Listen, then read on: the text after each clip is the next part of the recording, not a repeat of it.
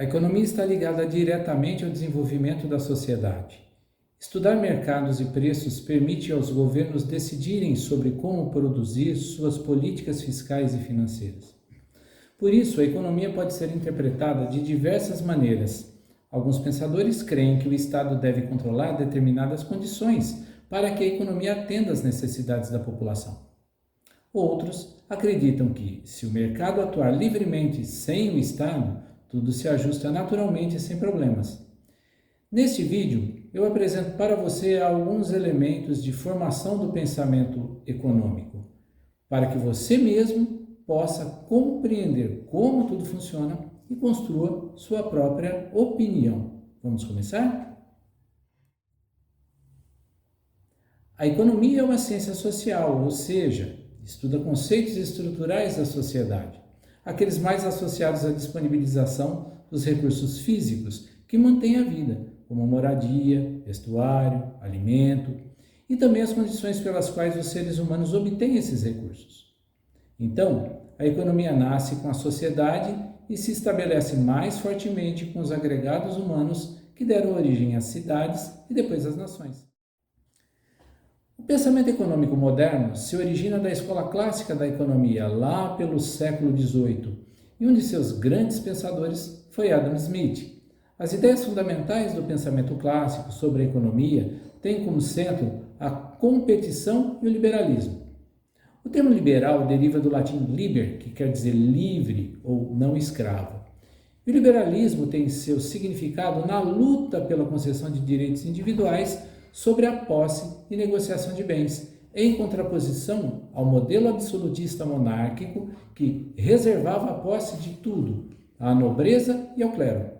Quer dizer, as pessoas almejavam naquela época poderem reunir riqueza, o que era impossível, considerando que a nobreza e o clero detinham todas as posses. Natural, então, o surgimento de um conceito icônico desse momento: a mão invisível que governa o mercado. Essa metáfora se refere ao desejo que os burgueses nutriam em controlar seus meios de produção. Mas veja bem, naquela época, a nobreza apenas gastava e quem produzia era realmente a burguesia. Então, a questão da liberalidade era fundamental para que eles pudessem produzir e se desenvolver economicamente. Dessa ideia surge um conceito mais estruturado, que é a lei da preservação do poder de compra, da qual você já deve talvez ter ouvido falar pelo seu nome popular, que é a Lei de Say. Uma menção ao seu criador, que é Jean-Baptiste Say. Mas como funcionava essa lei? Olha só, a Lei de Say parte do princípio de que tudo que é produzido também é consumido, ou seja, ninguém produziria nada apenas por produzir. Vamos imaginar uma padaria que, obviamente, produz pães. Mas para produzir o pão, a padaria precisa do trabalho e da produção de trigo, que é moído e entregue na padaria, onde estão as máquinas e os fornos. Para operar essas máquinas e os fornos, a padaria, além de comprar o trigo, também contrata trabalhadores. Nesse contexto, os recursos de produção, terra, capital e trabalho são constituintes do preço do pão, e o somatório desses preços resulta naquilo que o capitalista paga pelo trigo, pelo trabalho e pelos recursos de máquinas da padaria. A oferta dos pães e, consequentemente, as vendas permitem a distribuição da renda entre os agentes envolvidos, que reverterá na compra de produtos e possibilitará os respectivos pagamentos. Dessa consideração resulta a Lei de Say: a demanda deriva da oferta.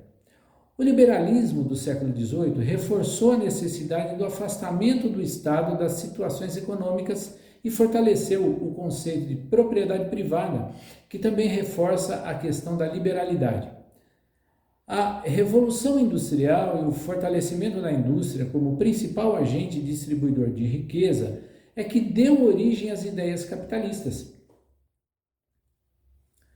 O capitalismo se baseia na propriedade privada dos meios de produção e na sua utilização para acumulação de recursos financeiros, que é o dinheiro, e materiais, que são prédios, máquinas, tecnologias, por meio de comercialização livre de bens e serviços. Desse conceito fundamental derivam duas correntes de interpretação do capitalismo que divergem quanto às suas origens e consequências para a sociedade. A primeira foi elaborada por Marx e Engels e a segunda sustentada por Weber. O pensamento de Marx e Engels, denominado marxismo, abrange, além do âmbito econômico, também a divisão das relações sociais entre os detentores da força-trabalho e os donos dos meios de produção, que é o conjunto de ferramentas, matérias-primas e máquinas. Essa separação descreve outro aspecto essencial do capitalismo, que é a transformação da força-trabalho em uma mercadoria que pode ser trocada livremente no mercado. Considerando essa separação, a sociedade capitalista estaria dividida entre os proprietários dos meios de produção, que acumulam capital, e os donos da força-trabalho, cuja única fonte de subsistência é a venda ou troca dos seus serviços. Por outro lado, Max Weber interpretou o capitalismo a partir da ética protestante, associando o trabalho árduo à oportunidade de redenção do homem perante Deus, juntamente com outros atributos, como a correção moral e a ética. Essa ideia se choca com a ideia católica da época, que atribuía a oração à redenção e não ao trabalho. Mas, enfim, segundo Weber, a acumulação do capital seria plenamente possível e oportuna, desde que o acúmulo não representasse o fim em si mesmo. Quer dizer, acúmulo por acúmulo, entendeu? Mas a oportunidade de multiplicação que foi oferecida por Deus. Só que Marx e Engels descrevem uma relação diferente entre o operário, proletário, e o patrão, burguês. Nessa relação, o operário só possui sua força de trabalho e a oferece como mercadoria ao patrão, que a compra, por uma determinada quantia, que é o valor trabalho, que é a menor possível dada a sua necessidade de acumulação. Olha só esse exemplo, quer ver? Suponha que um operário foi contratado para trabalhar em uma fábrica de bicicletas e ele é pago por R$ 2 a hora, tá? E trabalha 240 horas por mês. Multiplicando as horas trabalhadas pelo valor da hora, nós temos o quanto ele vai receber no fim do mês, que é os 480. Mas não é só isso que o proprietário da fábrica gasta. Além do trabalho, ele tem gastos com os meios de produção, como energia elétrica, água, materiais e outras coisas de valor. Tá? Digamos 1.080, somando os dois gastos, aí nós teríamos então 1.560 no total de gastos de produção. Agora, supondo que essa bicicleta seja vendida aí, digamos, por 3.000, esse valor é bem maior do que o valor total dos custos. Se subtrairmos um valor do outro, nós teríamos 1.440. O argumento de Marx é que esse valor excedente, ou seja, o que fica para o capitalista, é muito maior do que o que fica com o trabalhador. Veja só, se nós dividirmos o ganho do capitalista pela jornada mensal de trabalho, que é de 240 horas, nós teremos 6 por hora trabalhada. Ou seja, o capitalista ganha 6 e o trabalhador ganha 2. Pela comercialização do mesmo produto que é a bicicleta. Então, segundo Marx, o valor da diferença entre o que o capitalista ganha e o que o trabalhador ganha é a mais-valia, que são R$ 4. Por essa razão, Marx interpretava que o trabalho do operário seria subvalorizado.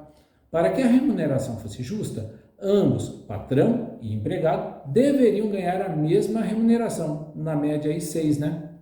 Ou 3. Marx acreditava que a acumulação capitalista seria resultado da mais-valia. Ao patrão, o que interessa é o aumento constante da mais-valia, porque assim seus lucros também aumentam. Ainda segundo Marx, os artifícios utilizados, que seriam utilizados pelo capitalista, para fortalecer a mais-valia, digamos, é aumentar ao máximo a jornada de trabalho, que é chamada de mais-valia absoluta, de modo que depois do operário ter produzido o valor equivalente ao de sua força-trabalho, continue a trabalhar. Essa maneira de ampliar a mais-valia é muito conveniente para o capitalista, porque ele mantém seus gastos constantes e consegue um rendimento crescente em relação à força de trabalho. Todavia, os limites para isso são físicos. Falta de descanso que gera baixo rendimento, né? E também a questão classista, onde atuam os sindicatos por meio das lutas operárias para a redução de jornadas de trabalho. Mas o capitalista pode usar outros artifícios, como, por exemplo, a mais-valia relativa, em que ele intensifica o trabalho sem reduzir a jornada de trabalho. Isso é possível quando há a introdução de máquinas mais modernas, que dão mais rapidez à execução das tarefas e o incentivo à produtividade, que premia os funcionários que produzem mais.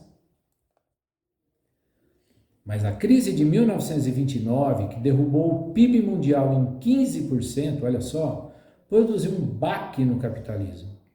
E esperava-se que o mercado reagisse pela mão invisível, que depois da quebra da Bolsa de Nova York, as coisas iriam se ajustar naturalmente. Mas o que aconteceu, e todo mundo já sabe, é que o mundo mergulhou em uma depressão. Foi aí que surgiu uma nova visão para o fenômeno proposta por Keynes.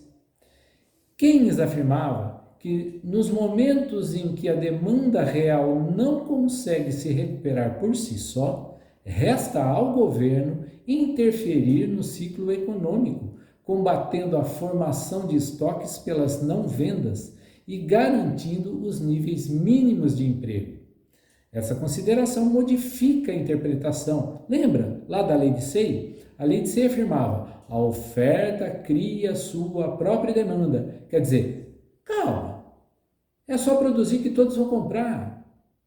Mas, diante da inércia do mercado, Keynes dizia: se as pessoas não compram a produção, alguém tem que comprar para poder conservar os empregos. E esse alguém quem é? É o Estado. Isso modifica o enunciado da lei de Say. A demanda determina a oferta. Em outras palavras, logicamente o empresário escolhe quando quer vender e ajusta seus investimentos para dar conta de ganhar o que acha que merece. Mas ele vai continuar dependendo dos compradores e do preço que eles estarão dispostos a pagar pelo que foi produzido. Enquanto o liberalismo desenvolve a hipótese de que os postos de trabalho são ampliados com a produção, Keynes dizia que havia um desemprego projetado que atuava para reduzir custos e alavancar lucros, mas que, por outro lado, reduzia a demanda. Essa condição posicionava a economia abaixo do seu potencial, deixando uma capacidade ociosa de trabalho e produção, ou da oferta agregada. Quando a renda do trabalho é equivalente aos preços dos produtos disponibilizados pela oferta, tudo o que é produzido é comprado. Isso quer dizer que há emprego para todos e, consequentemente, todos vão comprar o que for produzido. Por esse raciocínio, manter o crescimento da demanda em paridade com o aumento da capacidade produtiva vai permitir o pleno emprego, pois o poder aquisitivo será preservado. Se o poder aquisitivo não acompanhar os preços da oferta, haverá então inflação. Em condições opostas, sem salários, os produtos se tornariam inacessíveis, reduzindo a demanda pela redução do poder aquisitivo, provocando inflação. Para sair da depressão por meio de retomada do consumo, o presidente Roosevelt instituiu o New Deal, ou Novo Acordo, entre 1933 e 1937, que é uma versão estadunidense para o Welfare State, que é o estado do bem-estar social. Um conjunto de políticas governamentais que ampliavam o assistencialismo. O New Deal, além de reduzir o temor dos cidadãos por meio de saneamento do sistema financeiro, restabeleceu crédito para os produtores rurais e, com isso, estimulou o consumo para incentivar a retomada da produção. Só que na década de 1970, em quase todos os países industrializados, o pleno emprego e o nível de vida crescente foram seguidos pela inflação. Os keynesianos admitiram que havia mesmo uma dificuldade em conciliar o pleno emprego com o controle da inflação e atribuíram a esse problema parte pelo endurecimento das negociações salariais com os sindicatos dos trabalhadores. Esse cenário fez brotar uma nova doutrina, monetarismo. O monetarismo é uma teoria que apareceu por volta da década de 1960 e que tem Milton Friedman como um de seus principais defensores. Ela associa o volume de moeda existente no mercado à inflação, e é exatamente essa associação que torna o monetarismo divergente da teoria keynesiana.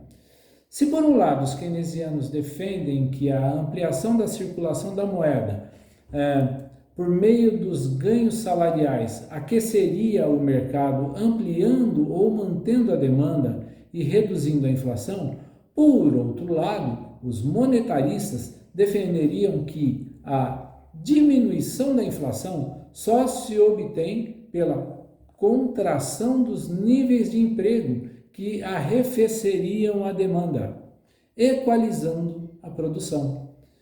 Essa concepção se deu em um momento histórico entre as décadas de 1970 e 1980, em que os Estados Unidos passavam por um momento de estagflação, que é um cenário em que há uma inflação persistente acompanhada de estagnação.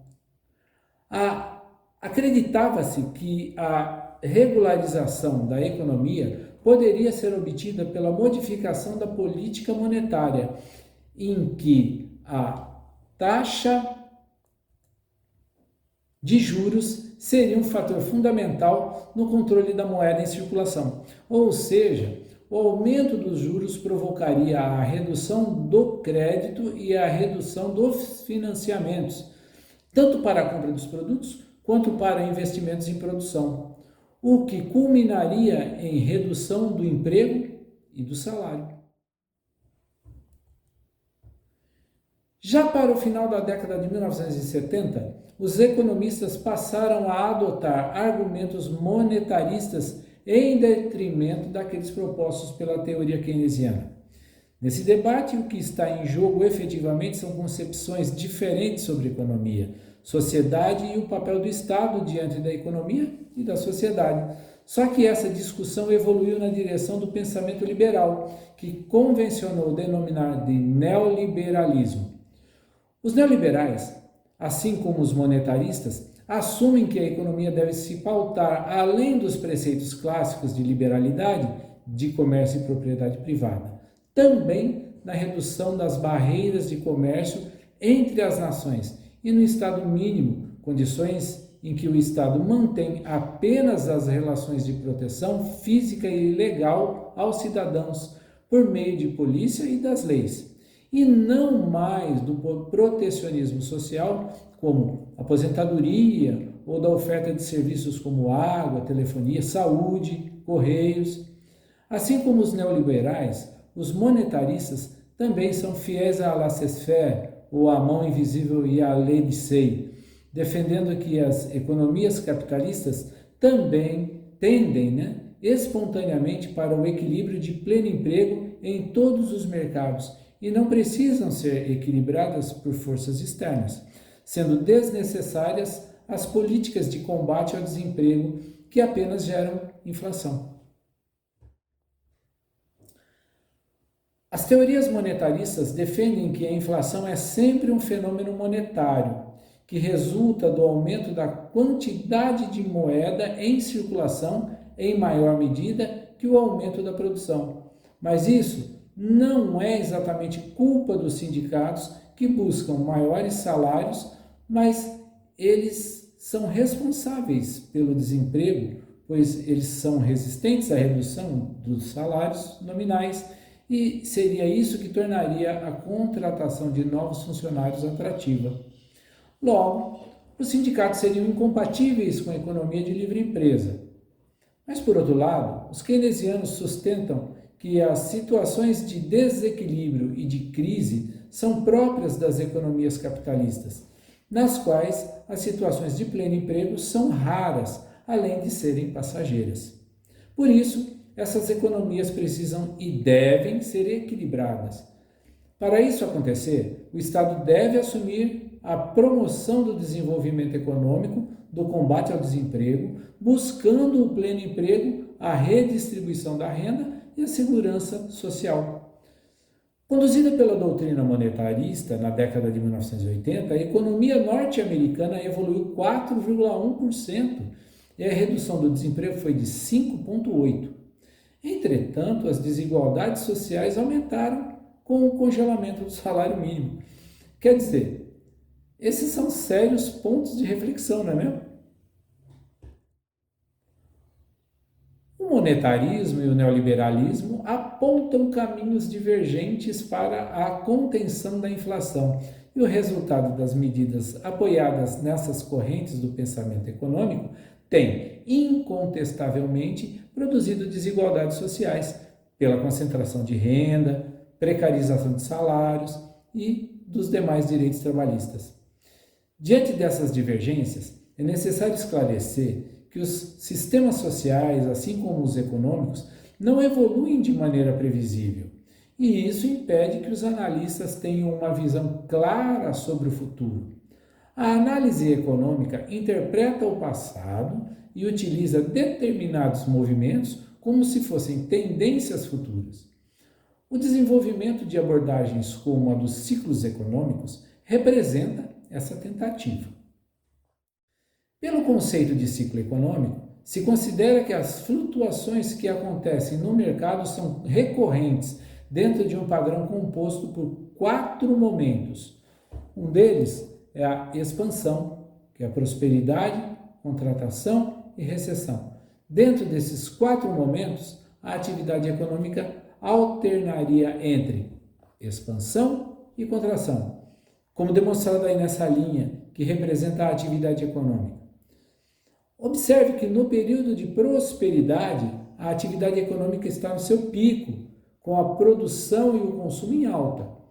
E lá no período de recessão, a tendência baixa ocorre em razão da inflação alta e do desemprego. Acredita-se que esses ciclos se repitam historicamente e os monetaristas atribuem essas oscilações ao crédito. Mas teve mais um grande pensador da economia que associou o momento da recessão à necessidade da inovação, Schumpeter.